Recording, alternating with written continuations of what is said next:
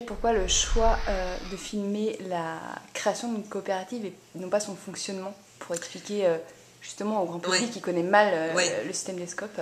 Oui, c'est vrai que j'aurais pu filmer le fonctionnement d'une coopérative. Si je me suis intéressée à la naissance, c'est parce qu'au fond, c'est ça qui est le plus difficile en fait. C'est de croire que c'est possible et d'y aller, quoi. Et c'était vraiment de filmer la transformation, ce que ça changeait pour les gens, intimement, à quel point ça leur apportait quelque chose, quoi. Et je pense que la meilleure manière de montrer que des gens en coopérative sont plus heureux que dans une entreprise normale, c'est de montrer qu'avant, ils étaient moins heureux. C'est-à-dire, si vous montrez des gens dans une coopérative qui sont heureux, on peut se dire que c'est une entreprise qui est heureuse. Mais ça ne montre pas que c'est la coopérative finalement, vous voyez. Donc forcément, la naissance c'est mieux.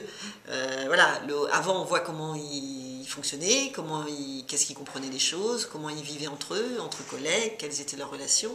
Et puis après la naissance, on voit ce que ça change. Et on peut comparer, et c'est dans cette comparaison qu'on peut voir que c'est mieux une coopérative qu'une entreprise normale. Plus il y aura d'entreprises en coopérative, et d'autres lieux comme ça, des lieux où finalement les gens sont plus juste des exécutants, plus notre démocratie en général fonctionnera bien. C'est-à-dire c'est un premier pas vers une responsabilisation des citoyens, vers une implication qui est nécessaire de tous les citoyens dans la vie collective.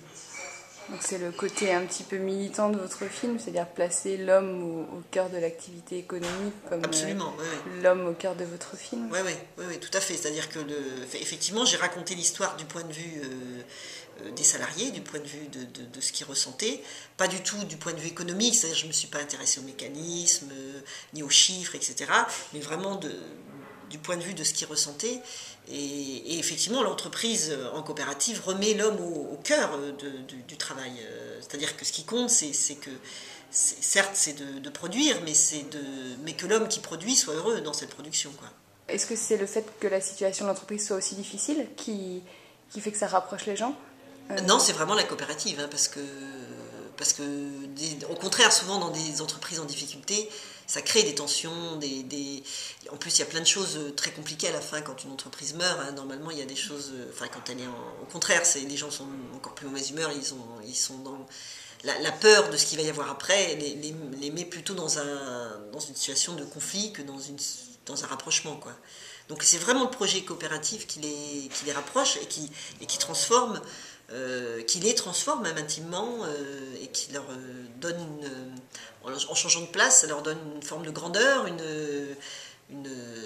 deviennent des sujets alors qu'avant ils n'étaient que des objets pour un patron, quoi. Il y a vraiment quelque chose qui change et qui donne cette idée-là, quoi.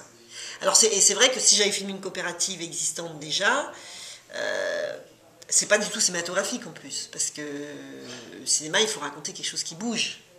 Et c'est ce mouvement qui raconte, plus que l'état des choses, quoi.